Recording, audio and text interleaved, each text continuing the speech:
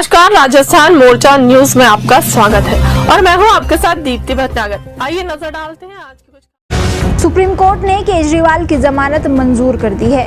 Court ने केजरीवाल से जुड़ी 2 याचिकाओं पर अपना फैसला सुनाया है। आम आदमी पार्टी का कहना है कि केजरीवाल को जमानत मिल गई है। अब वो हरियाणा विधानसभा चुनाव में पार्टी के प्रचार अभियान की कमान संभालेंगे और पार्टी की रणनीति को जमीन पर उतारेंगे। केजरीवाल की रिहाई से बीजेपी और कांग्रेस की टेंशन बढ़ सकती है। दरअसल हरियाणा में बीजेपी की 10 साल से सरकार है। कांग्रेस मुख्य विपक्षी दल है।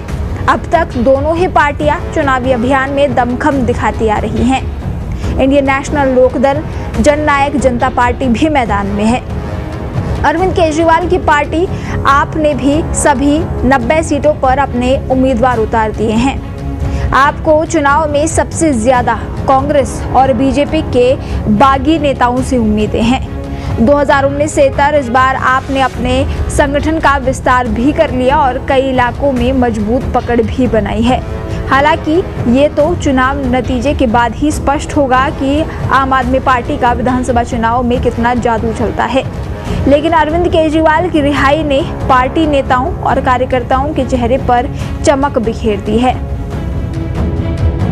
फिलहाल हरियाणा विधानसभा चुनाव में अब तक केजरीवाल की पत्नी सुनीता केजरीवाल मोर्चा संभाले देखी गई और केजरीवाल की गैर मौजूदगी में धुआंधार प्रचार कर रही थी।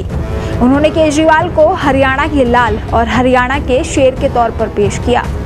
हरियाणा में 12 सितंबर को नामांकन की प्रक्रिया समाप्त हो गई और प्रचार अभियान ने तेजी पकड़ ली। बड़े नेताओं की रैलियों के कार्यक्रम तय हो गए। ऐसे में केजरीवाल की रिहाई की टाइमिंग परफेक्ट मानी जा रही है। चूंकि हरियाणा चुनाव में आम आदमी पार्टी ने अकेले दम पर लड़ने का फैसला किया है। हरियाणा में आम आदमी पार्टी का संगठन दिल्ली और पंजाब की तुलना में काफी कमजोर है और ऐसे में केजरीवाल की कैंपेनिंग से ही उम्मीदवारों को सबसे ज्यादा उम्मीद है।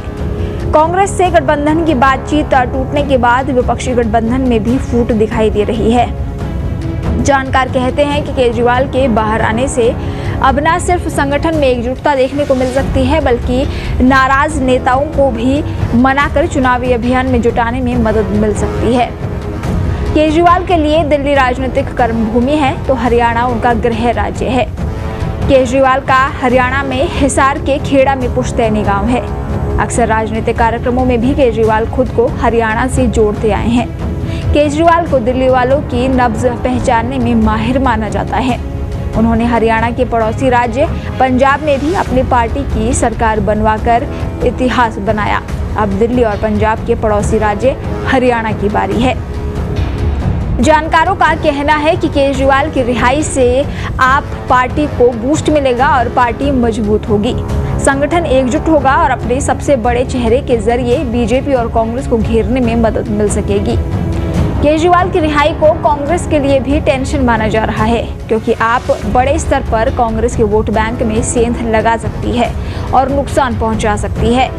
जानकार कहते हैं कि हरियाणा में आप अभी भी अपने पैर जमाने की कोशिश कर रही है और पार्टी के प्रमुख नेता की जमानत से उसे एक मनोवैज्ञानिक बढ़त मिल सकती है।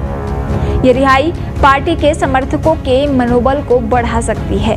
इससे पार्टी की चुनावी रणनीति को और मजबूती मिल सकती है, खासकर उन क्षेत्रों में जहां पार्टी का जनाधार कमजोर है। आपको प्रचार के दौरान एक सकारात्मक नैरेटिव तैयार करने का मौका मिल सकता है। कांग्रेस के साथ ही बीजेपी के लिए भी ये टेंशन होगी कि आप उनके वोट बैंक में सेंध लगा सकती है।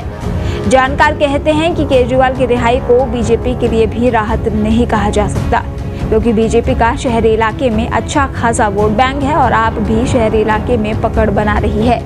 संभव है कि आप केजरीवाल के जरिए शहरी वोटर्स में सेंध लगा सकती है। इससे बीजेपी को नुकसान हो सकता है।